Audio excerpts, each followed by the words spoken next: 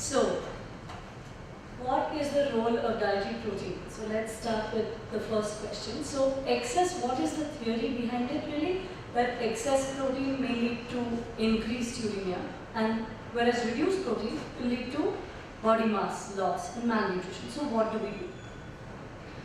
So the biggest study really here is the MDRD study. I'm going to show you two slides. One is just after that. It was the largest randomized control study. First they looked at normal protein versus low protein, okay? And then they looked at low protein versus very low protein, okay? Now, this is the bottom line, which showed basically no difference between GFR slope, time to PSRD, no difference at all. And in fact, some problems with the very low protein diet were found, which were much more significant than the low protein diet. Now, this, if you notice, this lot is with keto acids. So this very low protein, this thing is with keto acids. What are keto acids? They're basically acids that are converted into essential amino acids. Given by itself, it's of, in this particular scenario, they had to be given with the very low protein diet. That's the first thing to say.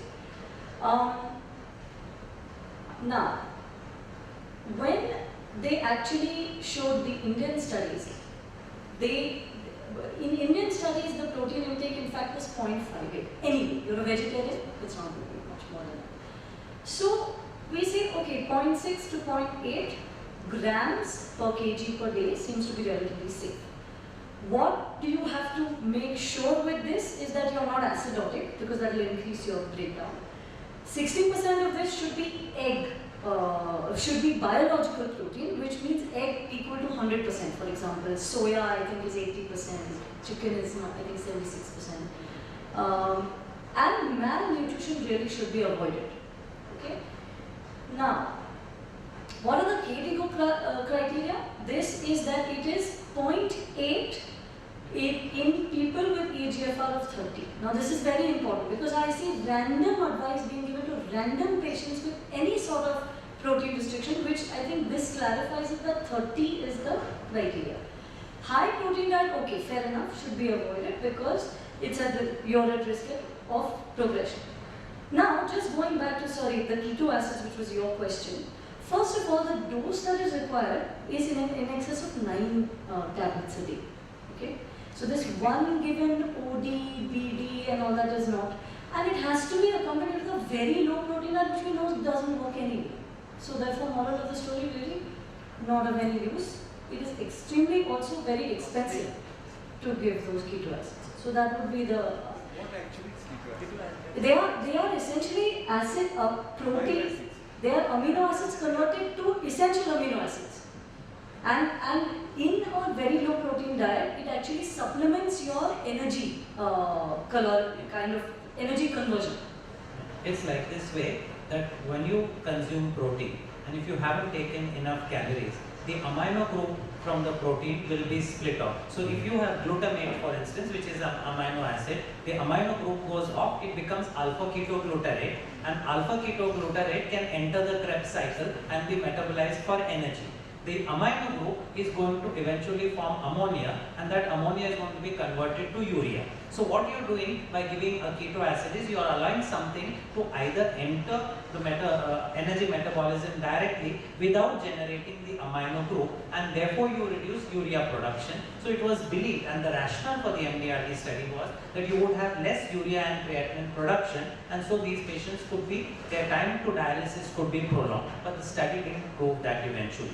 Now, if you have by chance less amount, or if you are giving less amount of amino group and the patient actually requires more amino acids to be built in, then the theory is that the keto acid will have an amino group added on, and it will then become an amino acid and be used as a building block. So that's what keto acids are. But the most important point which Mitali made, and I think she's going to stress it further, is you then have to give them in large amount so that they act as a dietary supplement and not a drug. So then we come to the savior of nephrons. I'm trying to not use it by its other name. 5 out of 10 prescriptions. I can just ask a show of hands, how many people had this on somebody's prescription in the last 10 days? I was being from a nephrologist, so all the prescriptions. Yeah, but what about I want to know the physician's view. In a physician's prescription, Continue. CTO, what about the nephrologist has said? They write to continue. If you say why you are taking this medicine, this Yeah, go to Nephrologist has given. No, but nephrologist gets angry if you stop the medicine. you can't stop it. Why should you stop? And who told you to stop? No, so that is a very important and pertinent point, that all these studies are done in rats. There are no human studies at all. And essentially, there is currently, if the bottom line is there is no evidence. That is, so in fact, at least in KM, we would stop it off the prescription. It saves them almost, saves them thousands of. Costlier than SGLT2. Yes, exactly. If they are reimbursable, then patients are also very reluctant to omit them. No, they are marketed as they want to save your kidney because the name says save. So if you're stopping a savior, then it almost seems as if you're doing disservice to them.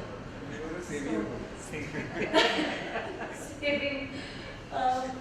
So the other question, which was probiotics, I don't know if anybody has seen those on anybody's Yes, list. quite Yeah. expensive. So, yeah, so like I said at the bottom there, so essentially again, why is it done? Because pathogenic bacteria again produce uremia, nitrogenous load is increased. There is one meta-analysis, it doesn't compare what they've given, how they've given it, what type of CKD they've used, a very random study, a very random meta-analysis, and 1,600 rupees per strip versus 1,500 for one dialysis. I know where I put my money. So really, again, not worth doing.